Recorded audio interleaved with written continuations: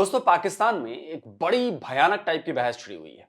पाकिस्तान जिसे अपनी हिस्ट्री का हीरो मानता है, पाकिस्तान जिसके किस्से स्कूलों में पढ़ाता है, जिसे इस्लाम का सिपाही बताता है, पाकिस्तान के ही एक मिनिस्टर ने उस हीरो की सच्चाई उधेड़ दी।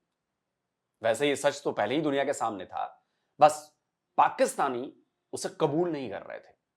तो जब उनकी ही एक बड़ी शख्सियत ने उस हीरो को विलन बता दिया, उसको अपराधी बताया, उसको लुटेरा बताया, फिर तो बवाल मचना ही था ना, क्योंकि वो तो इस्लाम का सिपाही था। पाकिस्तान में जिस नाम को लेकर बवाल मचा हुआ है वो है महमूद गजनवी। और बवाल मचा है पाकिस्तान के डिफेंस मिनिस्टर ख्वाजा आसिफ के बयान पर कि आप ये जो रॉयल या सियासी या जो भी इसको नौ आबादियाती शख्सियतें जो थीं जो बार बार जो है बर सगीर पे हमला करते थे, उनको उनको सेंक्टिफाई क्यों कर रहे हैं? अब ख्वाजा आसिफ के इस बयान पर पाकिस्तान से लेकर अफगानिस्तान तक में खलबली मच गई।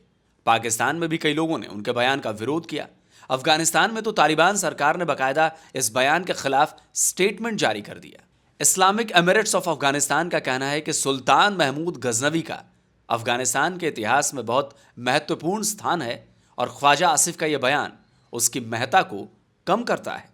अब जरा सोचिए कि जिस महमूद गजनवी को पाकिस्तान में हीरो बताया जाता है, जिसके नाम पर वहां की सड़कें बनी हुई हैं, जिसके नाम पर पाकिस्तान ने अपनी मिसाइल का नाम रखा है, उसे पाकिस्तान के ही एक बड़े मिनिस्टर का चोर, लुटेरा, हमलावर बताना पाकिस्तान के कैरेक्टर पर कितना बड़ा सवाल खड़ा कर देता है। दोस्तों, जिस महमूद गजनवी के लिए अफगानिस्तान भी पाकिस्तान को आंखें दिखा रहा है, वो गजनवी असल में अफगानी भी नहीं था, वो तुर्क था।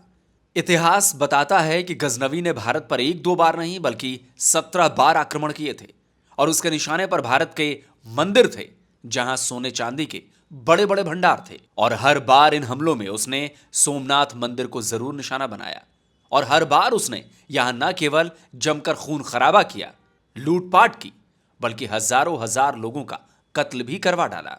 सोमनाथ पर हमले को लेकर कुछ इतिहासकारों का यह भी तर्क है कि हमले की संख्या को बढ़ा चढ़ाकर बताया गया है, लेकिन किसी भी इतिहासकार ने यह नहीं कहा कि गजनवी ने सोमनाथ पर हमला नहीं किया, वहां लूटपाट नहीं की, वहां कत्लेआम नहीं किया।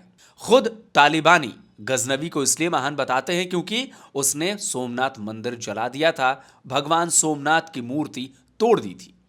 अब इस तस्वीर को देखिए, यह अफगानिस्तान के गजनी में मौजूद गजनवी का मकबरा है, यानी मरने के बाद गजनवी को यहीं दफनाया गया था। 5 अक्टूबर 2021 को तालिबानी लीडर अनस हक्कानी गजनवी के मकबरे पर गया था।